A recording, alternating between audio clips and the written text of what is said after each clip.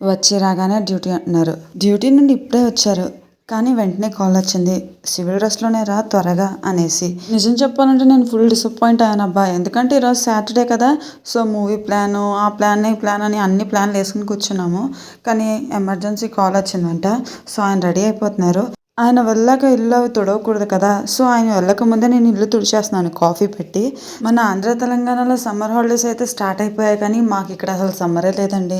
మేము ఇంటికి కొంచెం దగ్గరలో ఉంటే బాగున్నా అనిపిస్తూ ఉంటుంది ఇటువంటి సిచ్యువేషన్లోనే. ఇంచక్క ఇంటికి దగ్గరగా ఉంటే ఎప్పుడు కావస్తే అప్పుడు వెళ్ళొచ్చేయచ్చు.